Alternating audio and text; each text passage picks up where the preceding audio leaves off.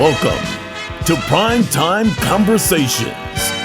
Here's your host, James Tunstall. Hey everyone, thanks for joining us. Big special guest today, one of the voices from our childhoods, teenage years, band from a generation, and still going on strong today. I'm joined by the one and only Mr. Cone McCaslin from Sum 41. Cone, how are you doing today? I'm all right. Thanks for having me. Pleasure's all mine.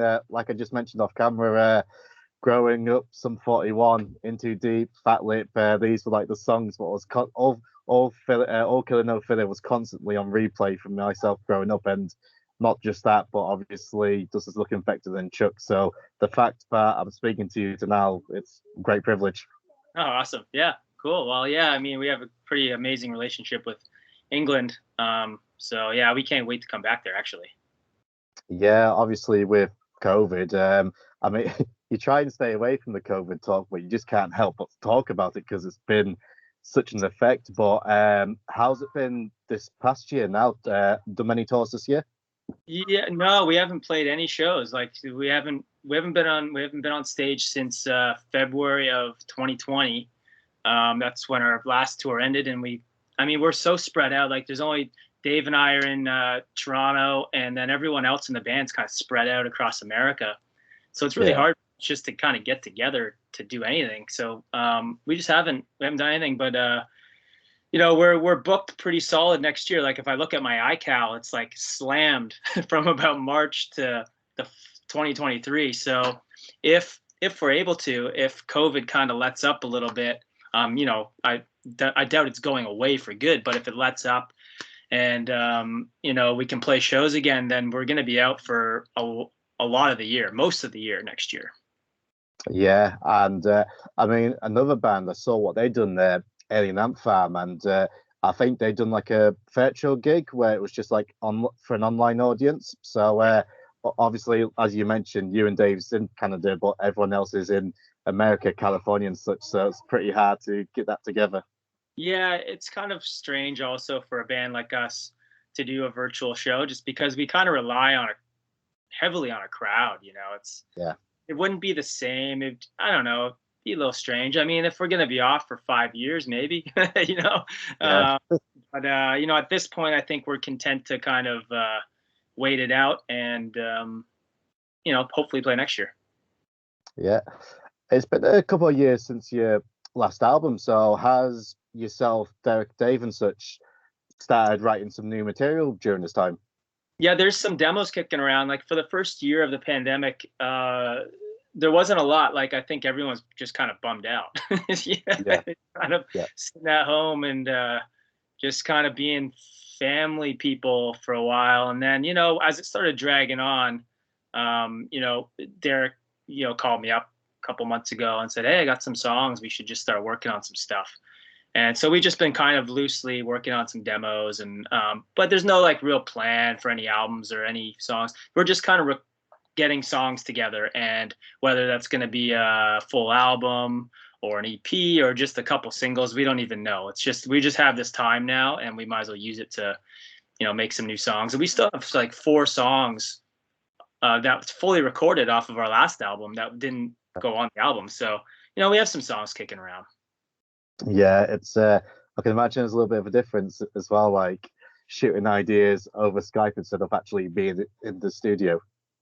Yeah, well, thankfully, because of the way we record now, which is like, on our computers, we're able to do that pretty easily. Like if this was like 20 years ago or 25 years ago or whatever, when we're still recording to tape, this would just be a complete nightmare, a complete waste of time.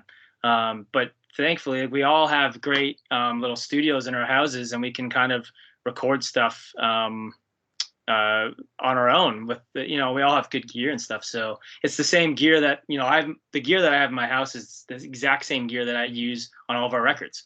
So we don't need to be together right now. It's always more fun, and I feel like there's more productive conversations and when we're all together in a room doing stuff. But we can't right now, so we're just gonna kind of make the best of it. Yep. And as for family life, how's it compared being on the road to becoming kind of like a full-time father, I suppose you could say? What's tougher, would you say? fathering. I agree. It's like you have kids, right? So I got a 3 and a 7-year-old, and my 7-year-old last year, because last year, so he was out of school for pretty much the whole year.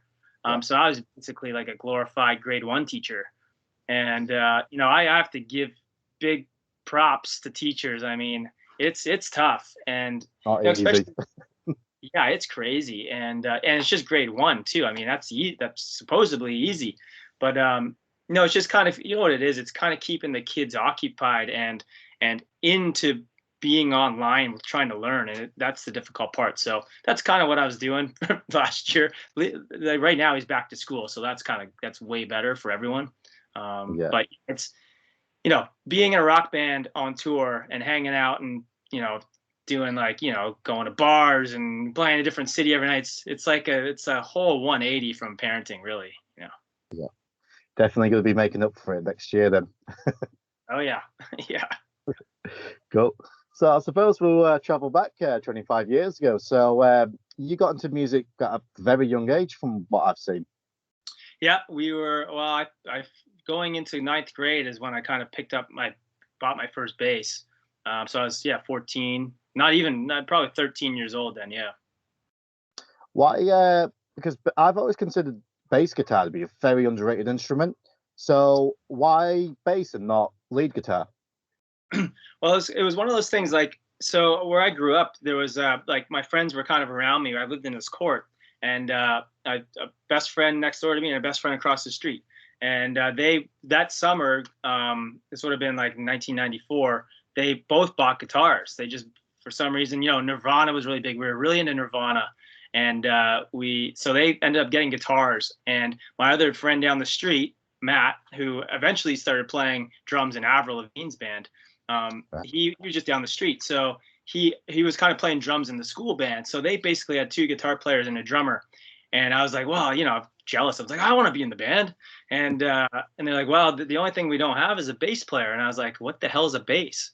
I had no idea, because there was no internet. I couldn't Google anything. I was all magazines, and so I basically just went up to the store with my mom.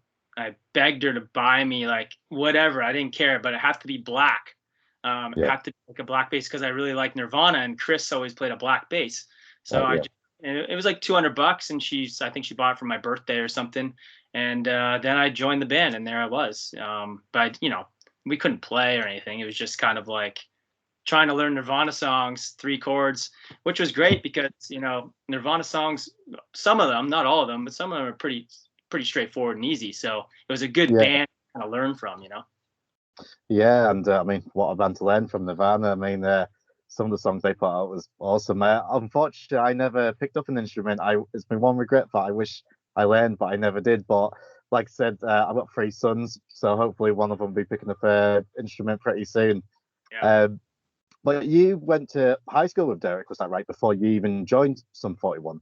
Yeah, we all went to the same high school. Dave, Derek, Steve, and I. We all went to the same high school, but we were all in different bands. Like Dave was like kind of in a heavy metal band, and I was in this like kind of grunge band, and Derek was in a different band. Steve was in a different band. So we were all kind of like in different bands, but we all met each other. And, in grade 9, you're kind of trying to find your new friends and meet new people. And we kind of all gravitated towards each other because we're all musicians and we all had bands. So we all played like basement shows together.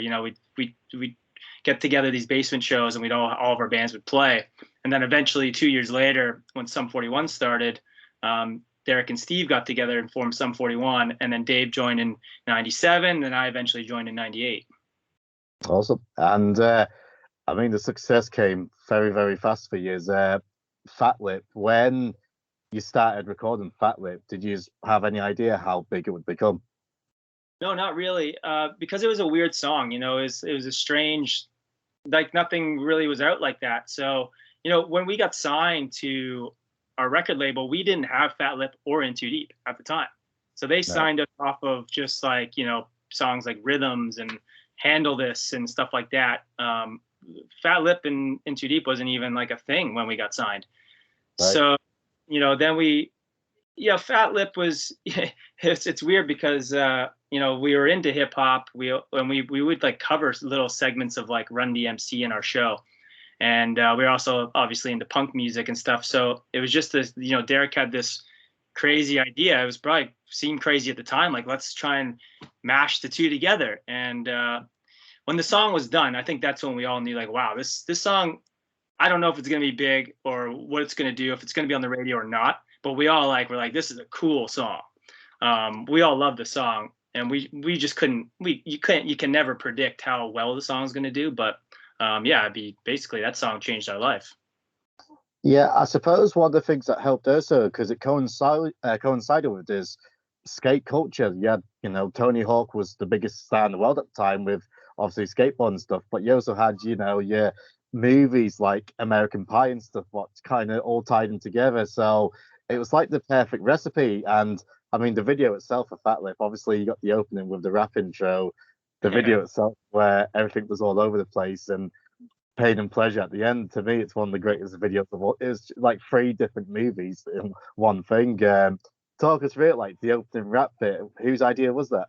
Well, all that kind of stuff, that whole video and everything was basically a bunch of accidents that kind of just worked out in our favor. I mean, the rap thing kind of was just a spur of the moment thing too, where we just had this convenience store booked off. We were on the street and we kind of just like, let's go in and do this rap thing. Everything that happened in the Fat Lip video was not scripted at all.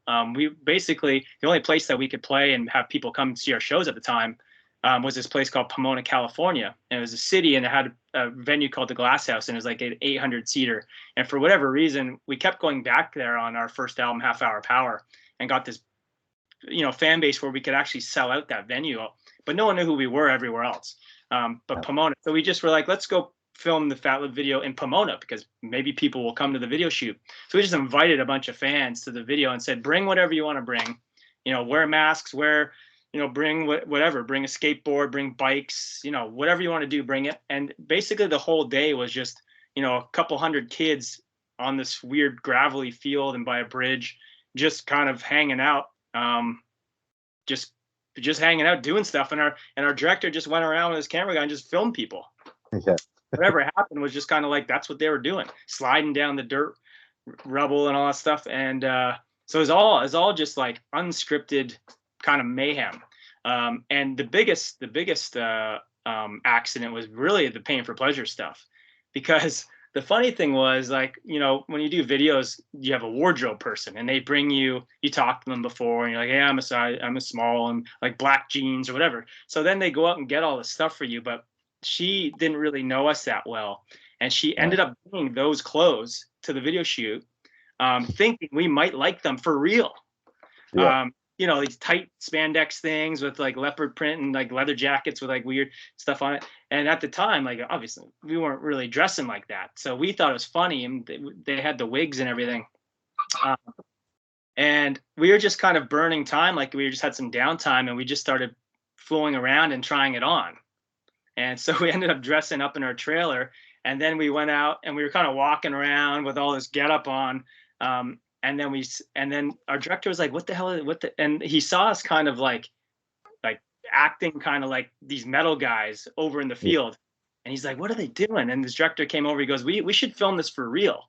And so it's just like an accident. He's just like, "Okay," and it was like literally like one take or two takes of filming for Pain for Pleasure, and that was the video for that. But it was all an accident. Like, you know, it's basically, it's all the wardrobe girl. It's her fault, I guess. Dave looked like he really enjoyed it. Dave and Steve can really get into those characters. They are those guys. Is it true that Steve actually wrote it within 10 minutes while he sat on the toilet? Yeah. And the actual version is really a demo. Like, we just demoed it.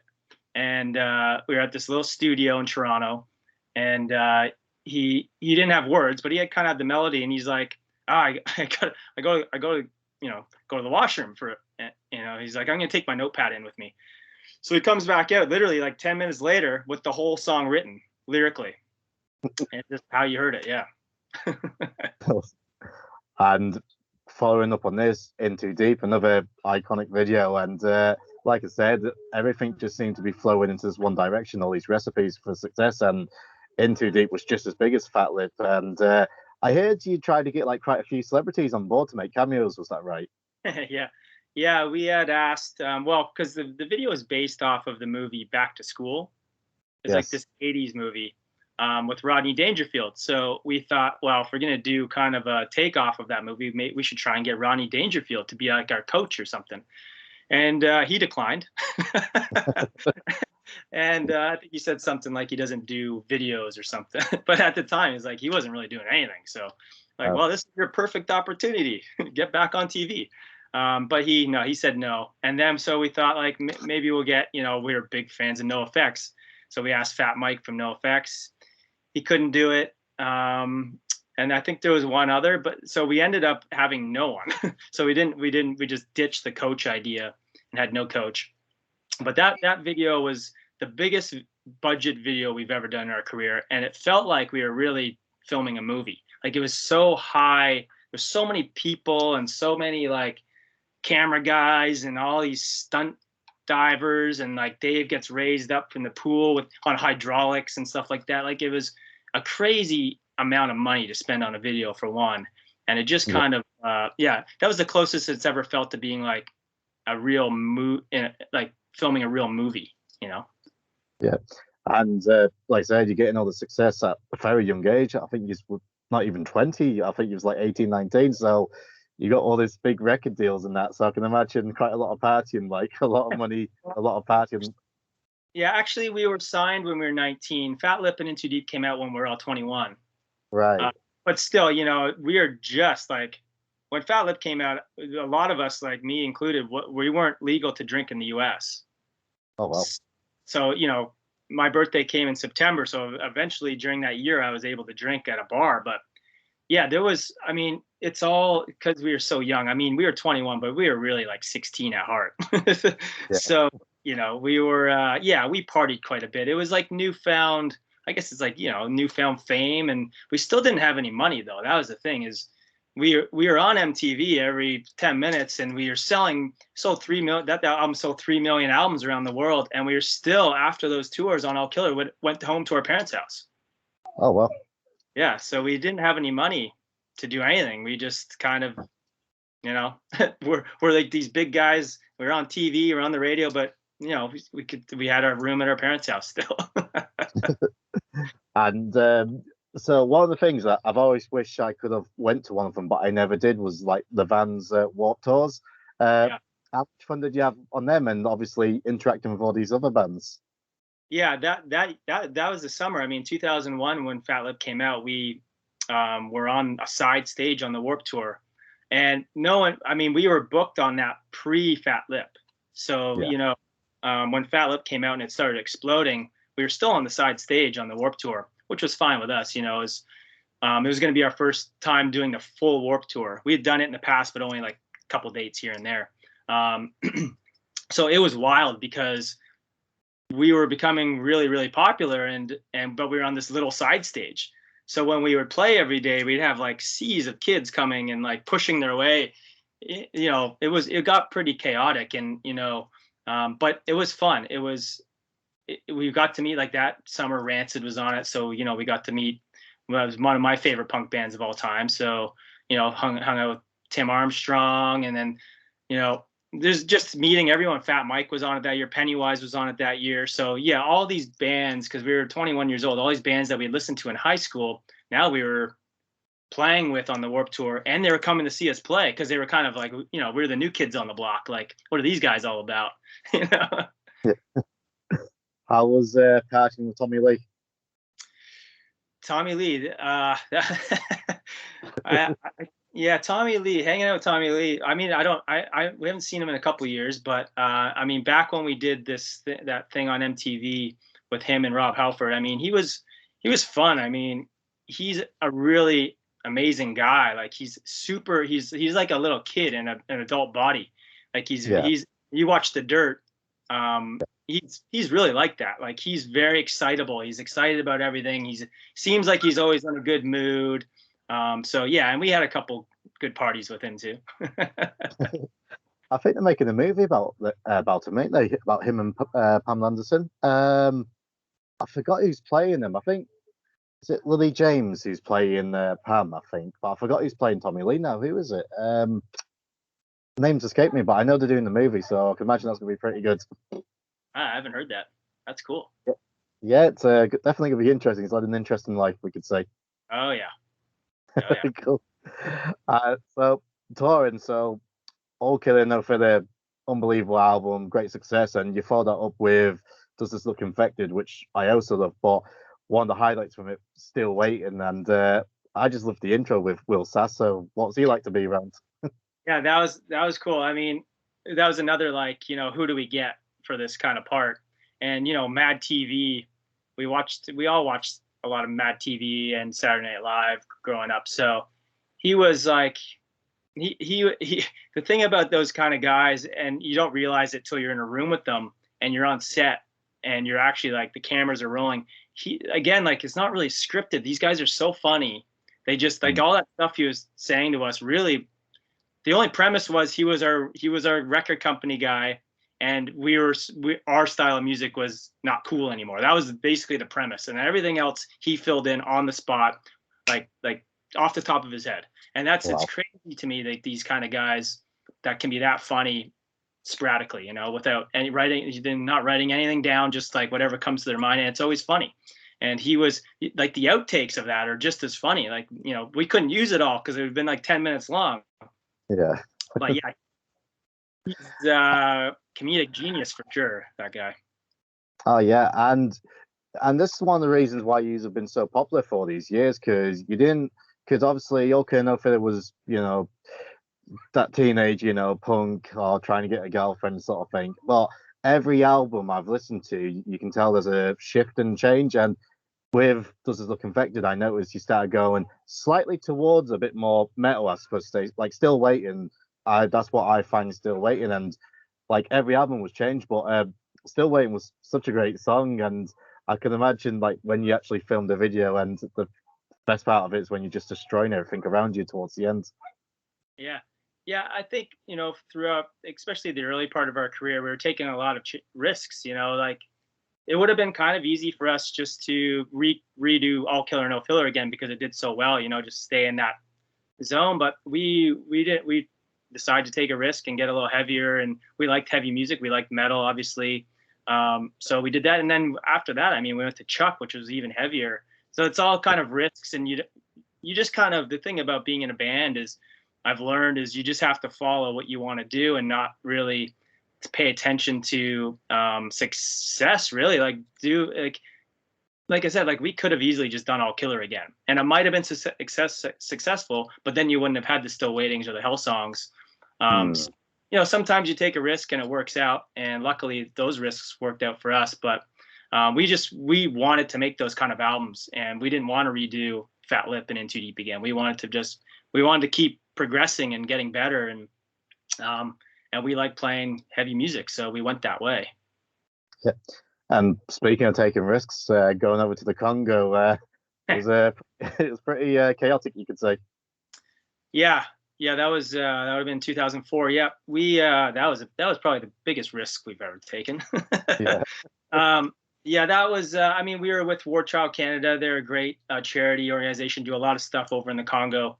And at the time of going over there, we were to go over there to do a documentary on the after effects of a civil war that had happened there, and there was like 3 million people that had died. It was the worst war in African history, and no one, in North America or like really in Europe or the UK really knew about it. We didn't know about it.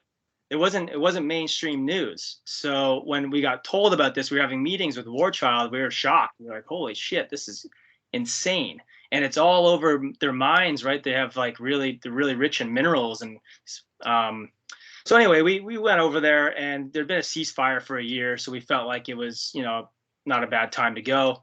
And a couple of days into filming, a little war started at the border.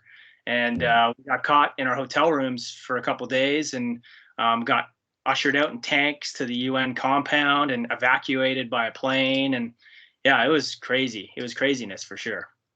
Yeah, and obviously the name Chuck came from was it one of the UN ambassadors or something like that? Was it? Yeah, Chuck was Chuck Peltier. He's Canadian, and he happened to be staying in our hotel, and Right. uh, and he basically he was the only one with military experience at the hotel. There was about 40 people staying at our hotel, and he was one of them, and no one else was part of the military. He was just a UN peacekeeper, and so he had like a padding on and a little bat, and that's all he had, and a cigar. And so he helped orchestrate this whole evacuation from the hotel with these tanks. And so that was the thing. It was when we kind of got out. We said, if you get us out alive, we're gonna name our next album after you. And there it is. And obviously, I would imagine it was a big influence on the Chuck album. But when you're over there, obviously you're still pretty young, but when you're over there, how much does that change your music going forward and makes it a bit more mature, I suppose you could say? Well, yeah, the thing about Chuck was it was already pretty much done when we went over there. The only song that came after was "We're All to Blame," Right. which we were kind of working on in the Congo. Like Derek had brought an acoustic guitar with him, and I remember him sitting on of his bed, like kind of humming the chorus. So that was the only one that we kind of recorded after the Congo. But yeah, I think not even musically. I mean, when you come home from a trip like that, for one, uh, you're shocked. Like it was kind of like we took some time off because it's just a weird experience to go through, and you don't even know what emotions you're feeling. You're just like kind of thankful to be alive and back home. So yeah, it was a humbling experience for sure. Yeah. And Chuck, like I said, every album seemed to evolve, and I love Chuck. And my initial message to you to sort this out, one of my favorite songs is Pieces, and Yeah.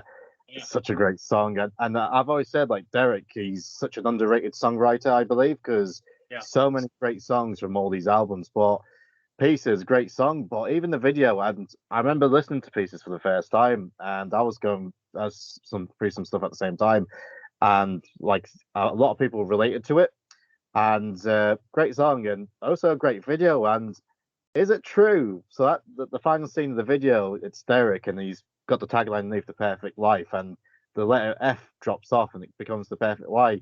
I heard that was actually by accident. Yeah, yeah. I think I actually wasn't around when that happened, but I think it really actually was an accident.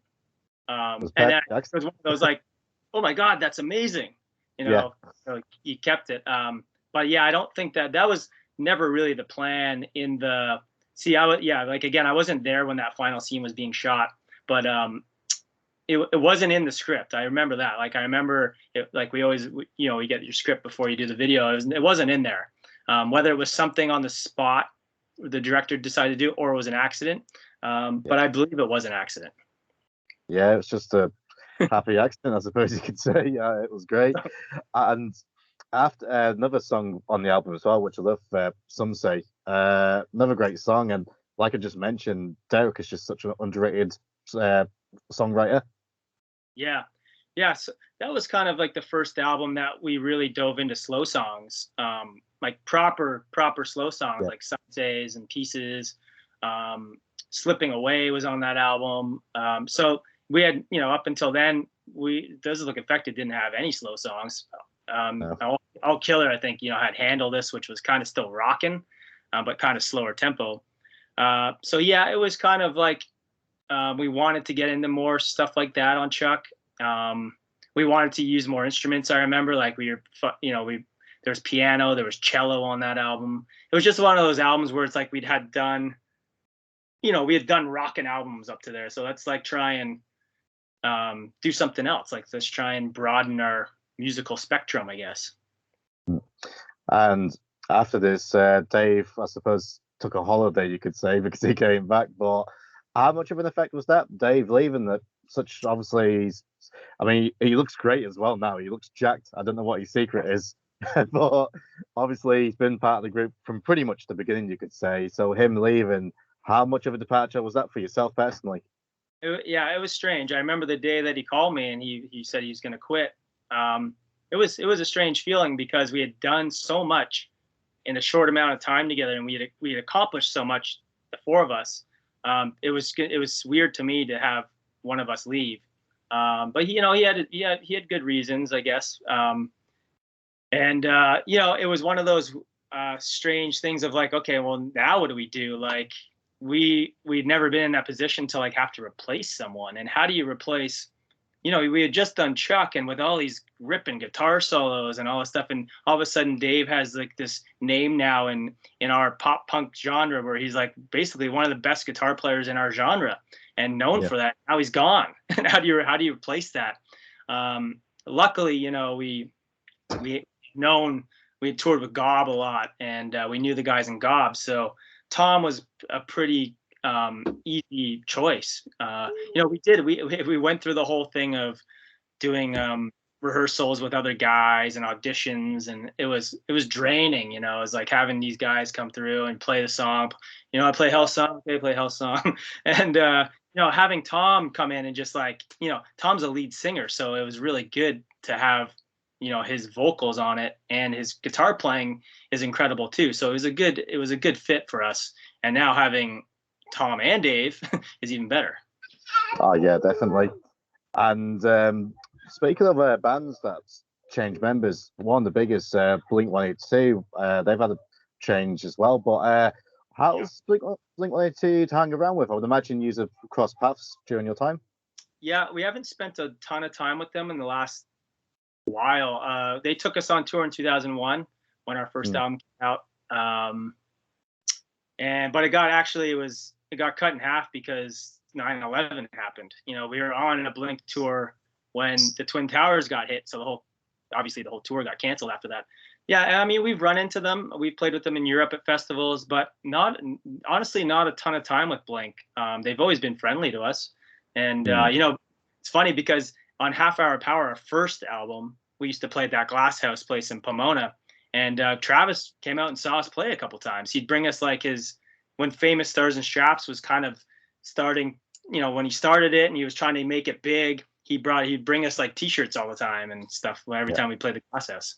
So yeah, no, but I haven't spent a ton of time with them, which is strange. Oh, and next album, Under Class Zero, and another song I love, With Me. I think it's one of the best songs I've ever listened to, and I don't like it's popular, especially for some fans, but it's an underrated song again because he's produced so many great songs. I feel With Me is such an underrated song, and I enjoyed the video and everything. And like I mentioned earlier, I've mentioned it a couple of times now, Derek's songwriting. How was it like recording With Me and filming the video? Yeah, that was With Me it's a funny song because we did release it as a third single on that album, but it didn't do anything.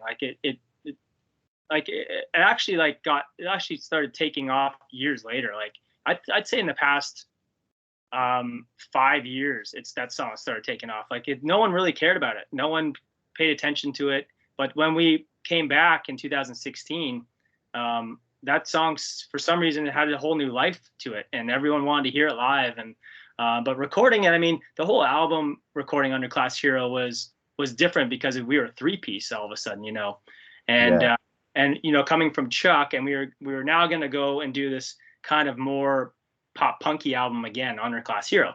But it was fun, like the three of us had a good time. It was it was a long process. There was 15, I think, songs on that album. So, Under Class, we did it all in California. We all did it together, and it was cool. It was a cool experience to record that album. But yeah, I don't know what it is about With Me. It's just kind of taken off.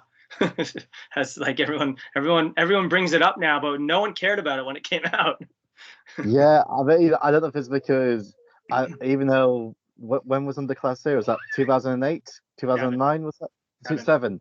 Yeah. So it sounds daft, but I don't know if it's just because people didn't have as much access to the internet, maybe. But I think people's discovering it that way, like they're coming across the video a lot more, and that's probably why it's getting this new lease of life. Because I heard it when I bought the album first time round, but over here in the UK, like for music videos and stuff, especially on the channels, you only get Kerrang for rock music. That was pretty much it. But when I started getting more access to YouTube and start watching With Me and all the other videos, I think that's where it started getting more and more popular as it's gone on. Yeah, and it's become like almost like a wedding song. I I, get I I nearly had it as my wedding song, but my wife doesn't like rock music, so I was like, no. So we had yeah. Rod Stewart instead. Lyrically, it makes sense. And I do get quite a few messages like on Instagram and even on tour of like, can you guys record? Because when we play it live, we play it more acoustic. Right. Like we don't have the big drums come in and distorted guitars. Like we play it kind of more ballady. And so everyone's always asking, like, can you record that version? I want to use it for my wedding, Yeah. because no one wants the big rock version for their wedding. But yeah, it's become like this crazy wedding song now, which we would have never expected.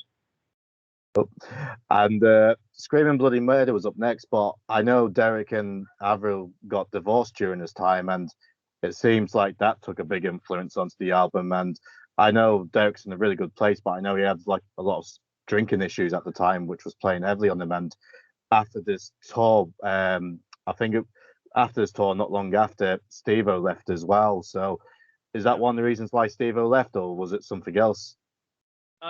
Yeah, it was a combination. I think Scream Bloody Murder was a strange album cycle because yeah, like there was a divorce. We were all partying really hard. Like we had hit like this.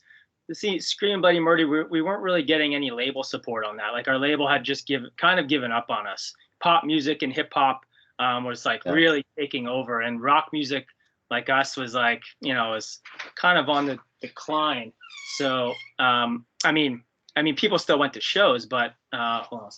Yeah, at least the labels didn't really care about rock music as much anymore. So we were kind of feeling like we were like the bastard child at the label. It was like they didn't care about us. So it was all kind of like building on us, and the shows were going pretty well, but we were also really drinking hard, and so a lot of shows were suffering. I don't think we were playing super well, and yeah, by the end of it, I think Derek got increasingly worse with his alcoholism, and I think Steve was is a founding member, right? Like him and Derek, basically best friends. They're best men at each other's weddings, and so when stuff starts going wrong, I think you just get this like clash, and I think Steve just had it. He didn't.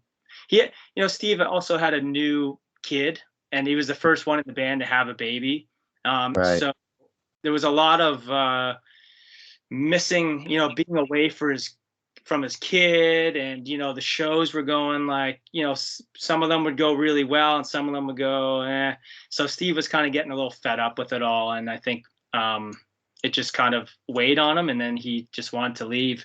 And then Derek obviously collapsed like a year later and had to go to the hospital and almost died, and luckily made it out. But yeah, Scream Bloody Murder is like that whole period of 2009 to 2012, I guess, was like this crazy period in our band's history, of like some good stuff and a lot of bad stuff. And but what came out of it is I can still listen to Scream Bloody Murder now, and I'm proud of that album. Like I really do like it. The label didn't give it a chance, but I mean, and there was maybe no like massive crazy hit on it, but as a whole, I think that album's pretty solid. Yeah, I found that with the music industry. I'm probably showing my age, even though I'm like 32, but I can't listen to a lot of modern music anymore because it's all auto-tuned to death. And but it's for like the rock industry, especially like pop punk or even metal, it doesn't get the attention as what rap does these days. And we've seen loads of great bands, Yellow Car, for example, and all these punk bands who has stopped touring. And the fact that Yous are still, obviously with COVID, you've had to put a hold on things, but the fact that Yous are still going after all these years is such an accomplishment, because besides from yourselves, Blink and Linkin Park, well, till sadly before Chester passed away, Linkin Park, like a lot of the rock bands who I grew up with is all basically just, called it a day. Yeah. I think what it came down to for us anyway is like after Derek got sober, it was kind of like one of those things of like, hey, do we want to do this still? Because it was a good 2 years off, and I didn't know what was going on. Like Derek and I didn't talk for a year and a half. Wow. So there was a lot of uncertainty around the band, and then when he got sober and we kind of reconnected, we both decided, I really do want to do this band. I still love it. And let's go at least give it another shot, and coming back from that, you don't know whether people have just totally forgotten about you, don't care about you anymore, or if it's going to be the complete opposite, or it's like they've been starving for you and they can't wait for you to come back. And thankfully it felt more like that, but you just never know. Because there's so many bands in the world now. There's new bands coming out all the time, so you don't know if you're just going to get lost and forgotten about, but seems like we haven't been yet. And Frank has done such a great job since joining on drums, but I'm guessing you still miss Stevo. And has there ever been any talks of him perhaps making a guest appearance on one of the shows? No, nothing like that. Steve and I still talk. We'll still talk like once a month. We hop on like Zoom or something and chat, but he lives in Australia. I don't think he doesn't seem like he's too interested in it's never come up. Frank's in the band and Frank's our drummer, so it's never really come up with him doing anything with us. Yeah. I think Steve is actually trying to pursue stand-up. I think I watched a clip of him recently doing a stand-up show. Yeah, that was a while ago. That was a couple of years ago, actually. Right. I think he's kind of let that go for a bit. I don't know. Funny guy. Oh yeah, what you can see that like in your videos and everything, he comes across as naturally funny. Mm-hmm. Yeah, he's one of those guys, like I was talking about Will Sasso, is like he's so witty and quick, comes up with stuff on the spot. Awesome. And after Frank joined, Dave returned. So how was it having Dave return to the band? Just felt like old times, I suppose. Yeah, it's pretty seamless. Dave is such an easygoing guy, and I guess him and Derek have been talking when Derek got out of the hospital, so it was kind of in the works. So I remember getting a call from Derek, and he said, "Well, we started chatting more and more when he got out of the hospital." And he said, "So what do you think if Dave wanted to join the band again?" I was like, "Whoa!" I was kind of like shocked.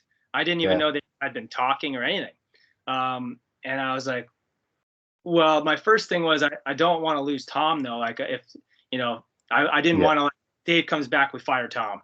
Like I didn't want that, And he was like, no. I think the 3 guitar player thing will work in our band. So I remember calling Dave. I said, let's go meet for lunch. I hadn't seen Dave in years, even though he only lived like 45 minutes from me. So we went for lunch, chatted, and it was kind of just like talking to your old high school buddy again, which he was. So it was pretty simple. Like, I know his family, he knows my family. Like it's just like Dave's such an easygoing guy and he's easy to be around, and he kind of keeps to himself on tour. He's like, he doesn't really drink, have a beer here and there. He's an incredible guitar player. So yeah, it was super easy. Yeah. It's kind of similar to Foo Fighters, and I apologize because I forgot the guy's name, but they had the original guy, and he left for a bit, but then he came back to record Walk, and same thing, like 3 guitarists in the band now, so very similar. It is actually, yeah. That's Pat Smear. That's right. Yeah, Pat Smear. Yeah, it's actually identical. And I don't even know how long Pat was gone for, but Dave was about 10 years. Wild. Yeah, it's probably about the same, but yeah, pretty much identical situation. And both of our bands, good on us for not booting out the guy that came in to replace him. Yeah, cool. And you just recorded 13 Voices and Order and Decline, which I've enjoyed them tracks as well. So it's been going good. So obviously we mentioned it earlier, you're a tour, and then all of a sudden COVID hit. So when was you on tour during the time when the news got hit, or where was you?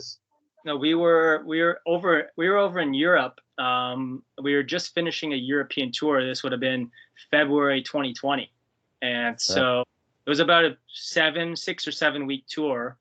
And we got home at the end of February, and then obviously like mid-March is when it all kind of hit. And we had a bunch of plans for 2020 and this past year, so it all got canceled. And that was it. Luckily we weren't on tour, because that sounded like it would have been a headache, Yeah. It was even crazy here. I remember my kid was in kindergarten, and it was like the school got locked down and the parents had to rush in. It was like, it's like there was a war starting, Yeah. Just didn't even want to see you. Like, go grab his shoes and jacket and get out. It's like, Uh, it's like uh, apocalypse. my little sister, so she was so last year, it's 2020, she was getting married in April. So that was the plan. So we're about 3 weeks beforehand now. So that weekend, I was meant to be going down to London for a stag do, bachelor party, as you called it. And my father rang me up. He's like, "Right, you've had to cancel your bachelor party." And I'm like, "Why?" "We've had to move the wedding. She's getting married in 2 days." I'm like, "What? 2 days?" She's like, "Yeah, everything's going to lockdown next week."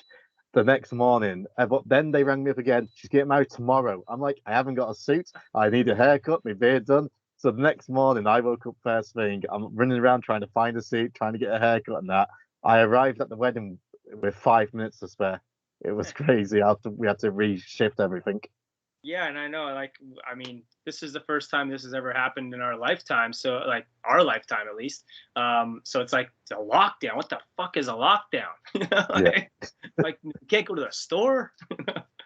Oh, it's crazy. Yeah, like, because I'm self-employed, so for the first 3 months, I was literally just sat on my hands at home, and that's one of the reasons why I've started the podcast because I had nothing to do because I was sat at home for 3 months. So started it, like I mentioned off camera, it's a wrestling podcast now developed into a media podcast now, which I'm enjoying, and yeah, it's been crazy. But so last segment of the show, Cone. So it's called the Primetime Nine. So I'm going to list you 9 things, and you can tell me what's your favorite or your worst. So start things off. Your favorite song you've recorded? Oh, maybe Still Waiting.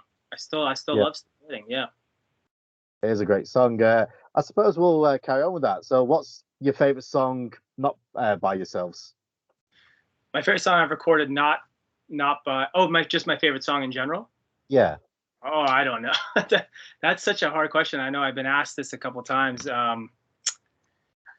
Probably something by The Clash. The Clash is like one of my all-time favorite bands. So probably a song by The Clash, maybe Death or Glory or Clamp Down or something like that.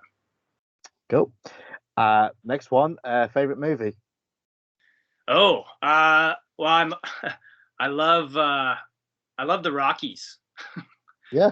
Rockies. I don't know which one. Maybe three, maybe four. But one of the Rockies is definitely my favorite movie. I used to watch the Yeah. Rockies, and I still watch it. Every time it comes on TV. I have to watch it. Oh yeah, Rocky Four is my personal favorite when he goes over to Russia. So That's the Ivan one. Drago. So Yeah, I do love it, and it's got a montage as well. So everyone loves the montage. yeah, yeah, totally. Yep. Favorite food? Probably Thai food. Oh well. Yeah, yeah, I'm a Yep. sucker for Thai. I eat so much Thai on the road. It's crazy. Probably 4 times a week. My 5-year-old now, he's obsessed with Chinese. Oh yeah. I'll ask him what do you want bringing home. He's like Chinese. So he loves it. Yeah, totally. Uh, favorite city to play in? Ooh, I would probably say probably something like Tokyo. Oh yeah. I love Japan. I love everything about it. The crowds over there, just the culture over there, and just being in Japan. Yeah, I think Tokyo or Osaka, one of the two. Awesome. Uh, best fun experience? Uh, Best personal experience? Fun experience. Fun experience. I would say we in 2003 we recorded a song with Iggy Pop. Oh well. It was probably one of the most fun times we've ever had as a band, I would say. Yeah. Getting to hang around him. We got to play as his backing band at a few different award shows and stuff like that. So that definitely band wise, hanging out and recording with Iggy. Awesome. What's your worst experience with a fan? From a fan. I don't know. I haven't had too many. I mean, there was a girl in Europe who thought she was gonna marry me, Oh and well.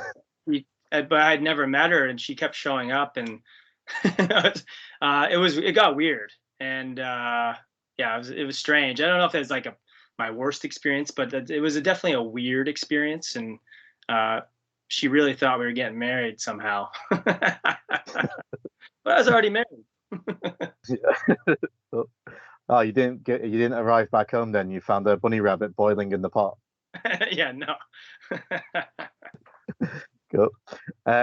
Favorite sport? Oh, probably hockey. Yeah. I can't skate though. Like I can't play it. But I like, I'm Canadian. We kind of, you have to You like have to. hockey. Yeah. Yeah. It's like it is the national sport over there, isn't it? Hockey, I would imagine. It's actually like, I think it's like curling or something. Oh, really? It's strange. Or lacrosse. It's lacrosse or curling. It's not hockey for some reason. I don't know why. Yeah, Canadians. Every Canadian I spoke to, they've either become a musician, they play hockey, or they're a wrestler. Yeah. It's one of them three. Yeah. Yep. If you're a video game player, what's your favorite video game? Oh man, I haven't played for a long time, but I used to play. I used to have a Sega Genesis, was the last console I ever had. But when I was a teenager, I used to play Yeah. a lot of just like the NHL games, the NHL PA games. Yeah, those would probably be my favorite. Oh, cool. Last two. Favorite hobby? Golf. Golf. Yeah, if I'm not playing music, golf for sure. Yeah, my dad's a golf player. He plays quite often. He's obsessed with it. Yeah. It's a good. I don't know. I started playing when I was a teenager, and I just kind of kept on going. It's because it's worldwide. But when you're on tour, you can play in whatever city you're in. Everyone plays golf around the world, and it's kind of supposed to be relaxing. It's not always, but I mean, it's cool. You have a couple beers, shoot some balls, chat with your friends. Good game. Cool. And last one. Funniest road story. Funniest road story. And we're not PG as well, so you can say whatever you want. Yeah, like I told this one actually a couple of weeks ago. I was we were in New York City, and it was my birthday, and I was turning 21, so I was actually allowed to finally drink in the States. And our label took us out to like this for dinner, Thai restaurant, and then we went to a bar after, and 2 days after that, we were nominated at the MTV Awards for like best new group or something, best new artist in a video or something like that. And we were up against this singer Nika Costa. She's this old kind of like bluesy singer, but she was in our category. And we were doing like, I remember we were doing mushrooms, and I was really into B-52 shooters because my dad had drank them for my whole childhood. So all I really knew now is like shooter. Okay. Yeah. B-52 shooter, which is Bailey's, Kahlua, and Grand Marnier. So my label and all these people were buying me B-52 shooters all night. And I was doing a little bit of mushrooms. And I remember being at this club, and Nika Costa walks in. All the bars in New York City that she could go to, she walks into our bar. So our label brings her over, introduces, hey, this is Sum 41. You guys are up against each other for an award. She comes and sits right beside me. It's like, oh, nice to meet you. My name's Nika. Congratulations. And like she's like talking. And all of a sudden the room just starts going like just whizzing around. And I'm like, I start getting like hot spits. And I just let it fly all over her lap, like Thai food, Bailey's. And then she stands up, she's screaming, he's puking on me. And so like now she has all this puke all over her, and I'm just I can't even, like the room's just going like that. Like tour manager grabs me, throws me outside, and I'm like, I need to sit down. This is streets in New York City. I'm like, first thing I see, I just plop my ass down on it. And my tour manager turns around. He's like, "What the fuck are you doing?" I turn around. It's a black Mercedes, and so this was in the time of wallet chains. So I had a wallet chain on, and so he grabs me again, drags me off the car. Just as he's dragging me off, or wallet chain right across the hood. And so now he's like, "Okay, you saw Nika Costa. You just put a huge scratch across the hood of a black Mercedes." He throws me in like a cab, gives him some money, and tells him my hotel, and the cab kind of goes off, and I wake up the next day. Wow. That's crazy.